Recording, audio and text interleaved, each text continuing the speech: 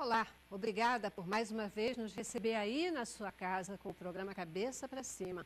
E você faz isso porque você sabe que sempre a gente leva até você informação de qualidade, que aqui tudo o que a gente faz é para transmitir Jesus. Cabeça para Cima, como toda a programação da Boas Novas, você assiste pela Rede Boas Novas de televisão, mas também pela internet no site www.boasnovas.tv.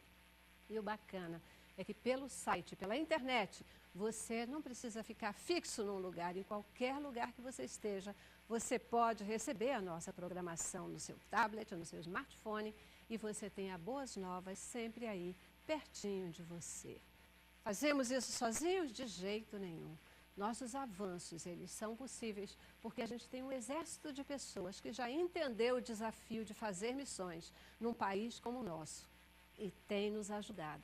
Tem entendido o diferencial que a Rede Boas Novas pode e precisa ser num país onde as mídias, a televisão, entra nas casas, entra nos lugares com uma programação, com um conteúdo fazedor de mentes e nem sempre saudável. Como se contrapor a essa mensagem que chega, a não ser com um instrumento que seja de igual força, de igual penetração e possa chegar também onde as pessoas estão. Essa é a Boas Novas. E é isso que você faz, semeador de Boas Novas. Você nos ajuda a transmitir Jesus 24 horas por dia. O Senhor, que vê o teu coração, Ele possa te abençoar, possa te recompensar pela sua decisão de fazer missões com a Boas Novas. E você, que ainda não é um semeador, já entendeu o desafio, mas ainda está na dúvida, não tem dúvida mais não. Nós precisamos de você. Nós precisamos de semeadores, porque, olha, às vezes os comerciantes, o pessoal que pode fazer televisão e que tem dinheiro, prefere investir numa televisão secular. E você, semeador, você que semeia na obra de Deus, você faz toda a diferença. Portanto, vem fazer parte do nosso exército. Liga agora, 212-6300, ou entra no nosso site e você pode, num minutinho, se tornar um semeador e também poder dizer, eu faço parte dessa história. Boas Novas, 21 anos. Eu quero mais, você quer mais também? Então vem ser um semeador. 212-6300 ou www.boasnovas.tv. Hoje a gente vai conversar com você sobre um tema muito bacana também. É um tema de missões e a gente gosta muito de falar sobre isso. O esporte, ele tem uma linguagem universal e ele tem um alcance absolutamente extraordinário. Alguns missionários, percebendo o poder dessa ferramenta, começaram a usar o futebol e outros esportes para transmitir, para divulgar a palavra de Deus por todos os lugares do mundo, chegando com essa ferramenta a países onde muitas vezes a penetração do evangelho é completamente bloqueada. Mas com o esporte a gente chega lá. Mas e aí? Como fazer evangelismo com esporte? Mas mais do que isso ainda, como se preparar para usar essa ferramenta de uma maneira eficaz para obter resultados efetivos? É o que você vai entender um pouco mais no Cabeça para Cima de hoje, quando recebemos gente que faz e vai nos ajudar a conhecer um pouquinho mais como fazer evangelismo através do esporte. Começamos com o nosso informativo e continuamos já já no nosso debate. O esporte é uma importante arma social para melhor desenvolvimento da nação, visando aproximar os povos e fazer com que estes exercitem não somente o corpo, mas também a mente, obtendo resultados mais expressivos na sua vida, seja ela profissional, estudantil ou dedicada ao lazer. Esta prática é tão importante que eventos são criados para estimular ainda mais o esporte no país. O Brasil vai sediar a Copa do Mundo este ano e as Olimpíadas em 2016. E igrejas de vários estados veem nisso uma oportunidade de estimular o esporte e demonstrar a alegria do povo brasileiro, o amor pelo Senhor e o espírito cristão. Com o objetivo de utilizar principalmente o futebol como ferramenta para compartilhar o amor de Deus, projetos em várias partes do país foram lançados, trazendo uma série de novidades e aliando a atividade esportiva à fé em Jesus Cristo. Pois é, né? Esporte, futebol, por exemplo, sempre foi, ou durante muito tempo, foi considerado aí algo que o crente não podia, inclusive, participar, né? chamavam até da bola, de ovo do diabo, essa coisa toda. E, de repente, a gente está aí percebendo que o futebol e outros esportes podem ser uma fortíssima ferramenta de evangelização. Gente, hoje nós vamos conversar sobre esse tema. Você vai entender o que está sendo feito através do esporte, quantas almas estão sendo ganhas para Cristo.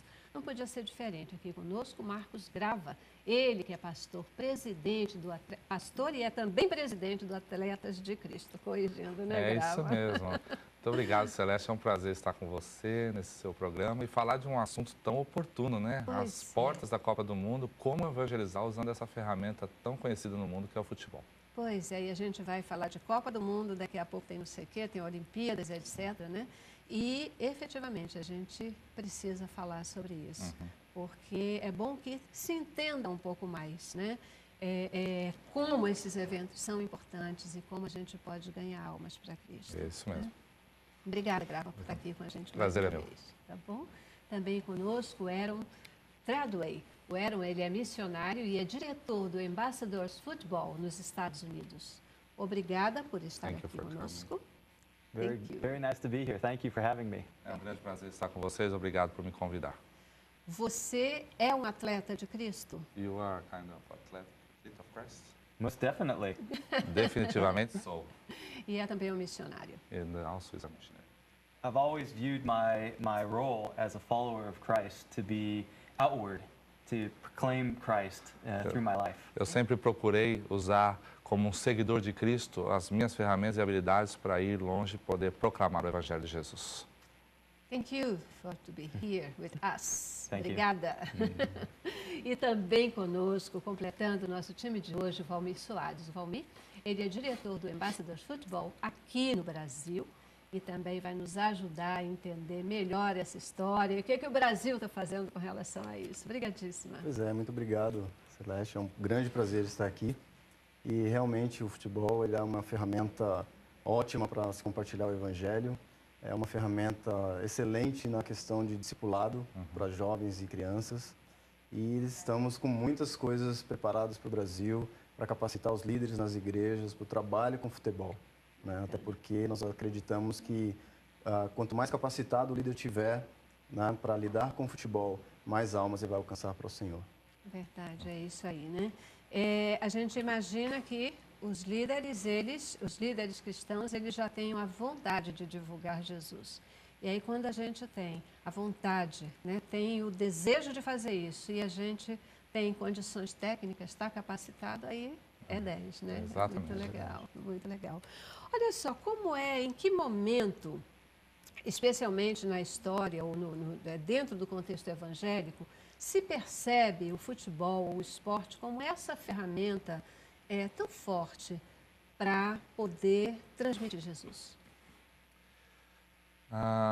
Pouca gente sabe que o esporte sempre fez parte da história dos cristãos primitivos. Na época de Paulo, mesmo na época do Senhor Jesus, o esporte era prática corrente entre os habitantes na Grécia, na Palestina, em Roma. E as pessoas tinham práticas esportivas diferentes, corrida, lutas, algumas atividades que até hoje nós temos.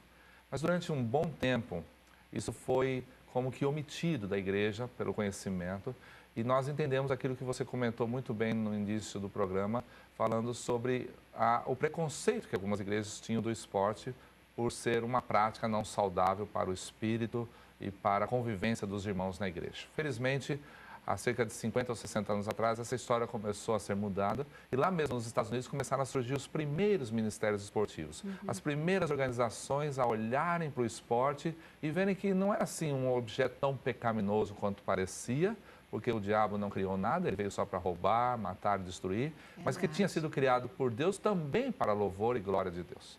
Então, a partir dos anos 60, nos Estados Unidos começaram a surgir ministérios esportivos, eles chegaram até a Europa, e nos anos 70 e 80 chegaram no Brasil. A Atletas de Cristo completou no mês passado 30 anos de existência. Há 30 anos atrás, alguém rompeu com essas barreiras e começou a proclamar, através da sua profissão de esportista, a mensagem do Senhor Jesus. Foi muito difícil. João Leite viveu muitos preconceitos, ouviu muito essa expressão, a bola é o ovo do diabo, mas felizmente eles persistiram e os frutos não negam. Então nós vemos hoje muitos atletas ganham ganhos para Cristo através dessa ferramenta, e aí a igreja passou a entender hoje que ela é realmente um poderoso instrumento, uma ferramenta para ganhar pessoas para Jesus. Verdade. Na verdade, a gente está falando aí 30 anos, né, desse tipo de trabalho, mas fato é que ainda hoje há igrejas que têm esse tipo de preconceito. Isso não é uma coisa completamente ultrapassada, né, gente? Ainda hoje tem igrejas que não aprovam, impedem que os seus membros participem de futebol. Infelizmente, etc. isso é um fato, Celeste, porque o esporte no Brasil sofre todo um impacto cultural. Nós ensinamos isso nos seminários, mostrando como que o Brasil tem um preconceito contra o esporte, porque conhece muito pouco a amplitude do que significa esporte. No Brasil, o esporte tem um sinônimo e ele é futebol. E o futebol ele é cheio de violência, às vezes tem muitas palavras malditas e as pessoas então acabam confundindo o esporte com o futebol. Mas o esporte é muito mais amplo. Ele vai desde as atividades recreativas que nossos filhos fazem na escola, as atividades, às vezes, terapêuticas que as mulheres fazem para melhorar a saúde, as grávidas, os idosos, os deficientes. Então, o esporte é muito mais amplo. Quando nós entendemos essa amplitude, podemos entender melhor que há outras maneiras de se usar o esporte, não apenas o futebol, como uma ferramenta de comunhão e de transmissão dos princípios bíblicos. Até que ponto entrar em países com profissionais do futebol tem incrementado a divulgação do evangelho, tem facilitado? Na verdade, o Ambassadors hoje está em 28 países do mundo, incluindo países muçulmanos. E, nesse caso, foi uma das únicas portas, né, para se entrar no país através do futebol, né? E sem contar que, à medida que você tem um tipo de trabalho com essa qualidade, você não atrai somente as crianças, mas principalmente os pais, né? Porque eles vão querer ver o que está acontecendo. E você acaba levando também a igreja para fora, né? Então, a igreja passa a cumprir realmente a missão a qual o Senhor, né, orientou, né, e fez esse chamado lindo para a igreja, para ir, avançar e ganhar as almas para o Senhor, né? Então, através do esporte, no nosso caso, através do futebol, a igreja sai das quatro paredes, vai para a sociedade e passa a ser relevante, né, como um agente transformador dessa sociedade. Bacana, bacana isso. A gente vê o seguinte, de fato, né, estádios de futebol com muita violência, essa questão toda.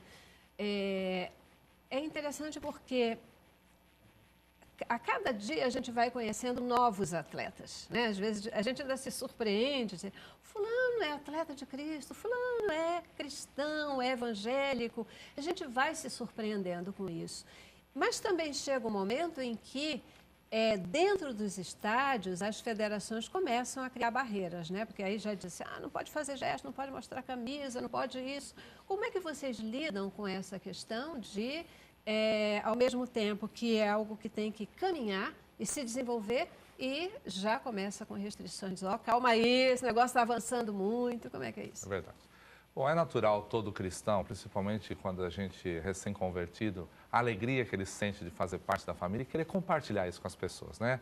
Chamamos isso do primeiro amor, como dar saudade, né? Saía pelas ruas com os folhetos e as camisetas. O atleta não é diferente.